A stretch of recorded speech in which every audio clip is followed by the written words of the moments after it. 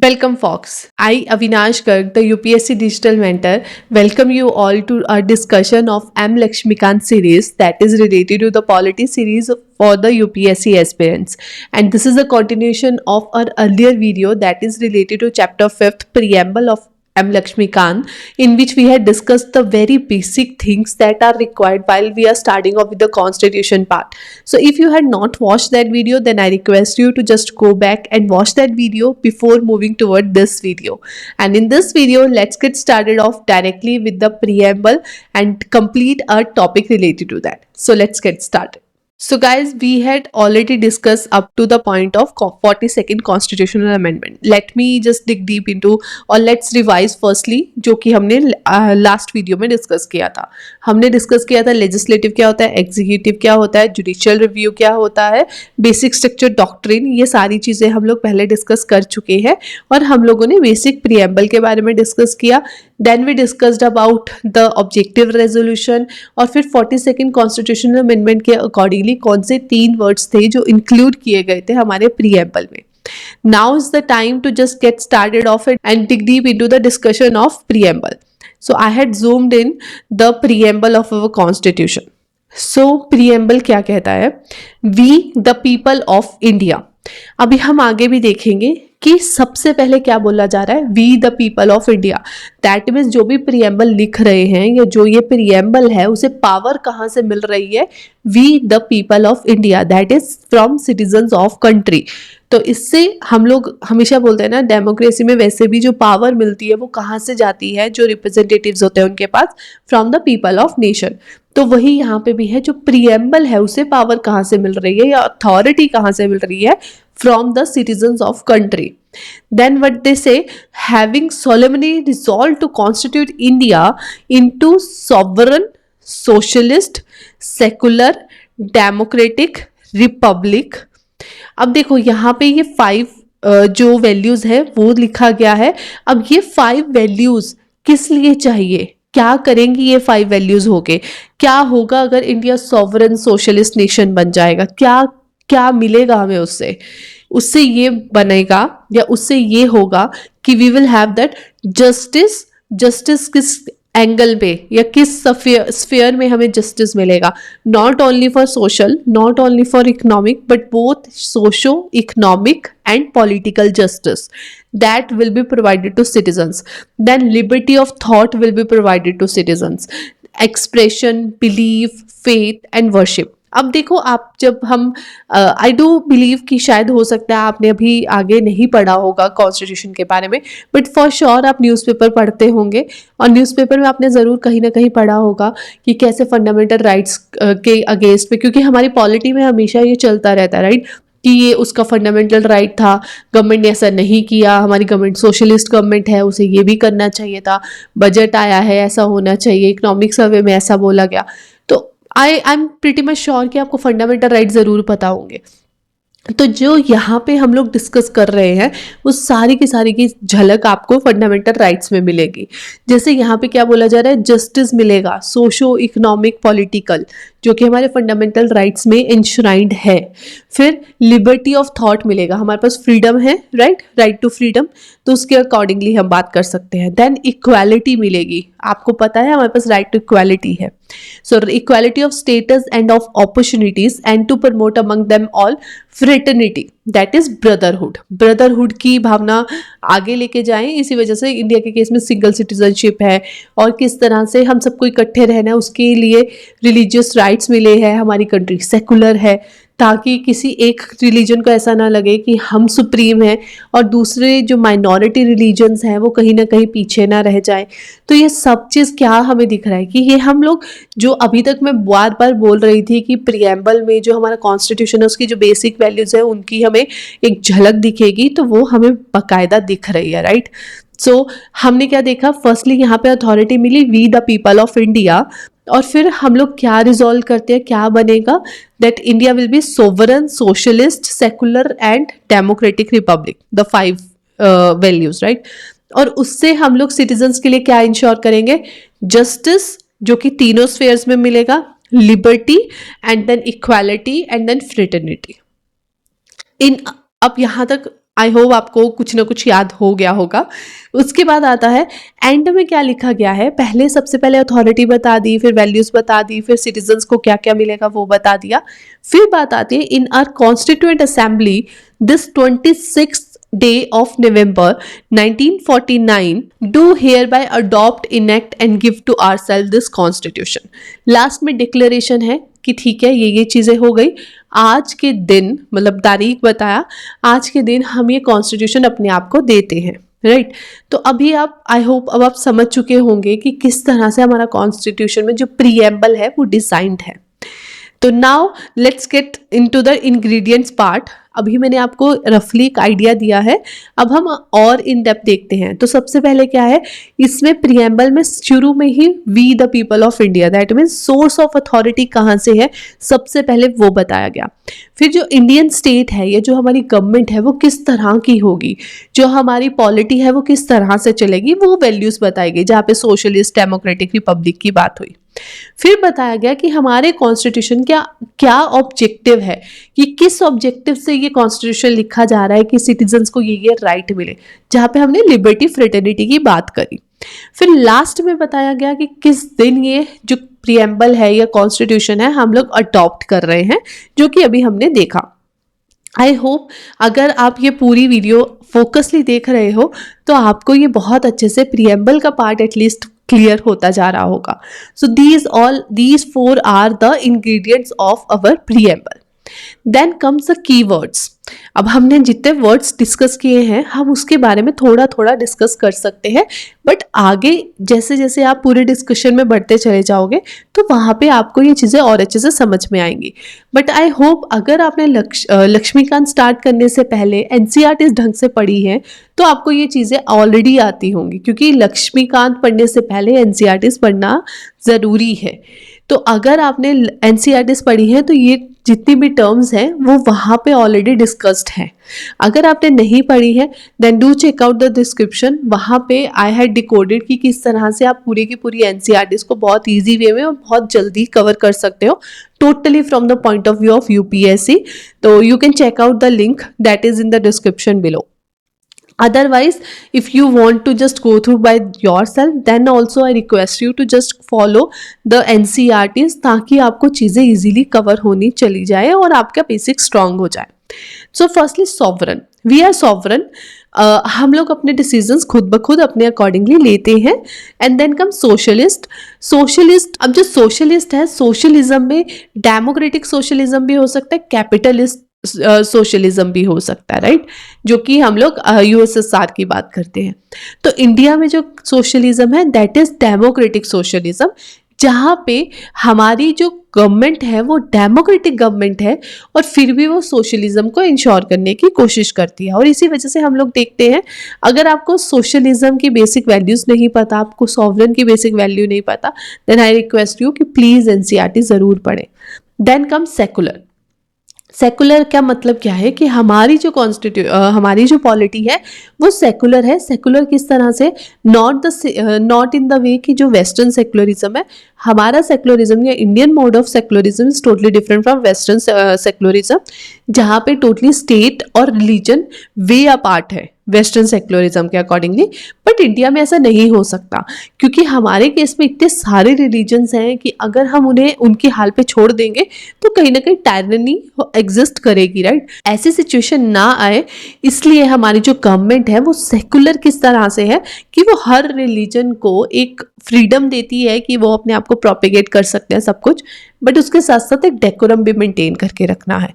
तो हमारी जो गवर्नमेंट है वो रिलीजियस अफेयर में इंटरफेयर करेगी, not in the way of interference, but अगर कहीं ना कहीं उन्हें लगे कि ये जो रिलीजियस अफेयर है ये कहीं ना कहीं हमारी जो पॉलिटी है उसे डिस्टर्ब कर सकता है, सो दैट वे कि हमारा जो इंडियन कॉन्स्टिट्यूशन है या इंडियन गवर्नमेंट है वो किसी एक रिलीजन के फेवर में नहीं जाती। हमारी थियोक्रेटिक स्टेट नहीं है।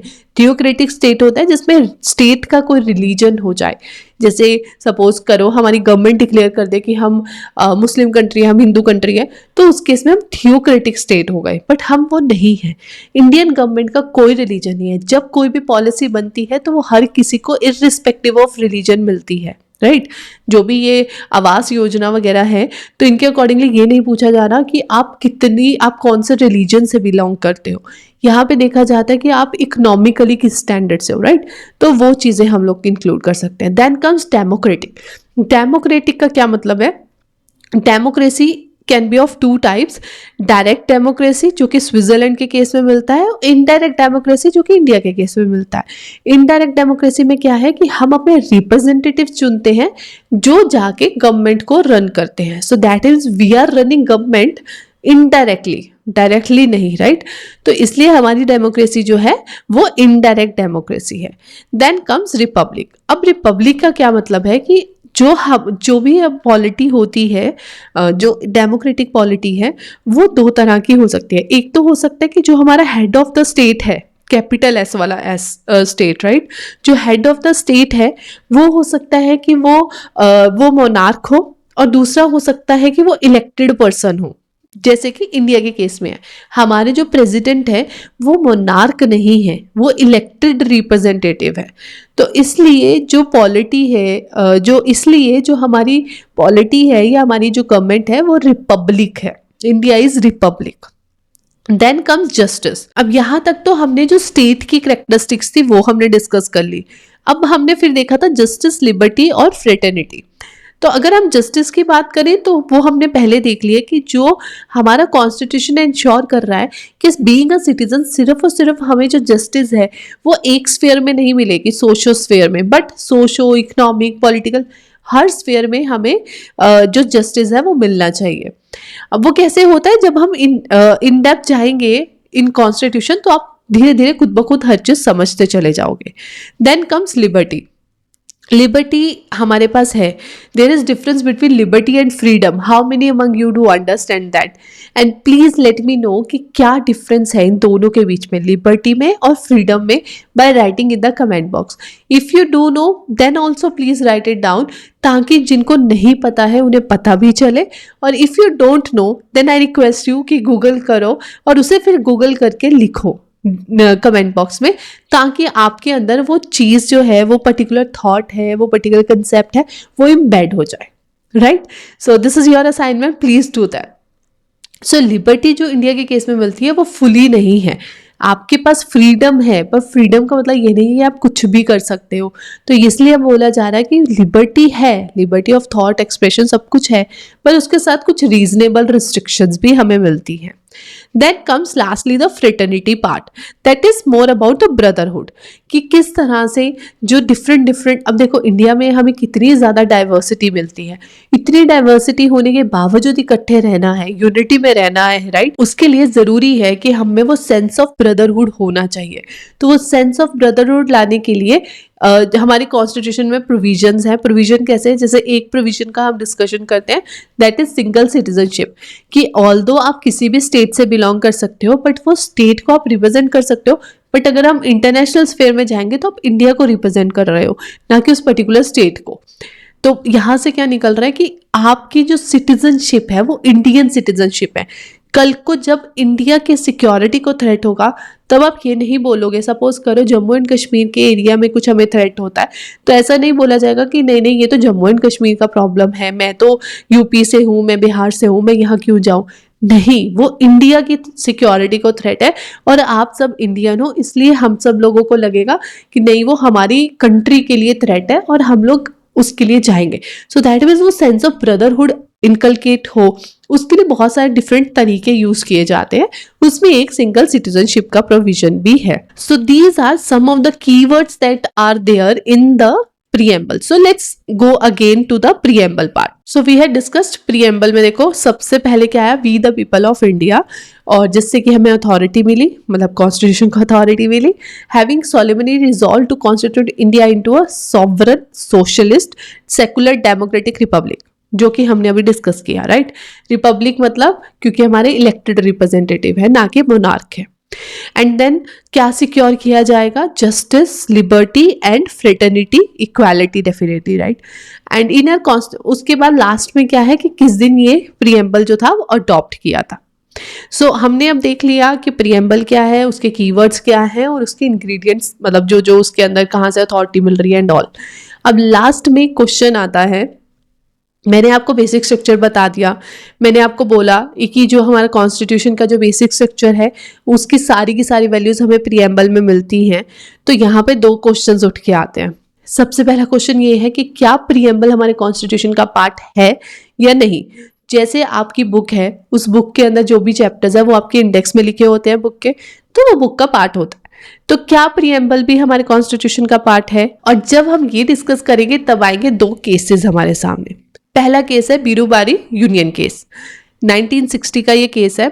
इसमें सुप्रीम कोर्ट ने बोला था कि जो प्रीएम्बल है वो कॉन्स्टिट्यूशन का पार्ट नहीं है। फिर आता है केशवानंद भारती केस, जिसमें कि बेसिक स्ट्रक्चर डॉक्ट्रिन जो मैंने आपको एक्सप्लेन की थी वो भी यहाँ से निकल के आई थी। तो यहाँ पे सुप्रीम कोर्ट ने अपहेल्ड किया कि नहीं, जो हमने पहले बोला था वो गलत था।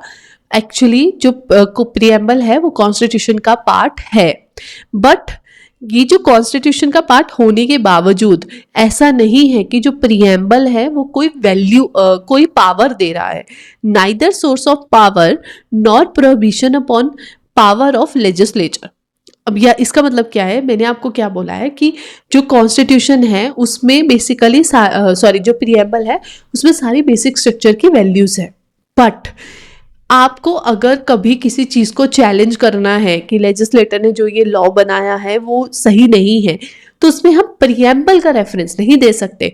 उनका कहना ये है कि प्रीएम्बल ठीक है, जैसे टेबल ऑफ कंटेंट है आपकी बुक का, इंडेक्स है, तो वो आपकी बुक का पार्ट है, यहाँ तक सही है।